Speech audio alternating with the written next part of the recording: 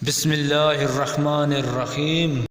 فرمان حضرت مولا علی علیہ السلام، سچ ایک ایسی دوا ہے جس کی لذت کڑوی ہے مگر تاثیر میٹھی ہوتی ہے۔ اپنا سر اونچا رکھو کہ تم کسی سے نہیں ڈرتے، لیکن اپنی نگاہیں نیچے رکھو تاکہ پتہ چلے کہ تم ایک باعزت گھرانے سے تعلق رکھتے ہو۔ رزق کے پیچھے اپنا ایمان مت خراب کرو، کیونکہ نصیب کا رزق انسان کو ایسے تلاش کرتا ہے جیسے مرنے والے کو موت۔ کیا آپ جانتے ہیں کہ اخلاق ایک دکان ہے اور زبان اس کا تالا ہے؟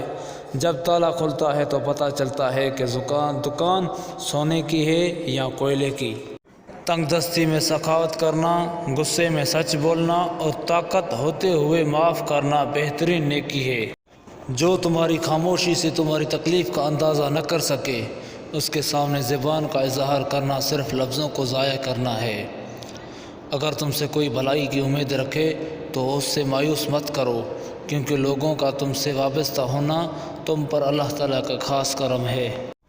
3 چیزیں انسان کو اللہ سے دور کرتی ہیں۔ پہلے، اپنے اعمال کو زیادہ سمجھنا۔ دوسرا، اپنے گناہ کو بھول جانا۔ تیسرا، اپنے آپ کو سب سے بہتر سمجھنا۔ انسان کے جسم کا سب سے خوبصورت حصہ اس کا دل ہے۔ اگر یہی صاف نہ ہو تو چمکتا چہرہ کسی کام کا نہیں۔ قربان جاؤں اس خدا کی ذات پر جو انسان کو دکھ دیتا ہے اس کی برداشت کے مطابق اور خوشی دیتا ہے اس کی اوقات سے بڑھ کر۔ کوشش کرو کہ تم دنیا میں رہو، دنیا تم میں نہ رہے، کیونکہ کشتی جب پانی میں رہتی ہے تو خوب تیرتی ہے، لیکن جب پانی کشتی کے اندر آ جاتا ہے تو وہ ڈوب جاتی ہے۔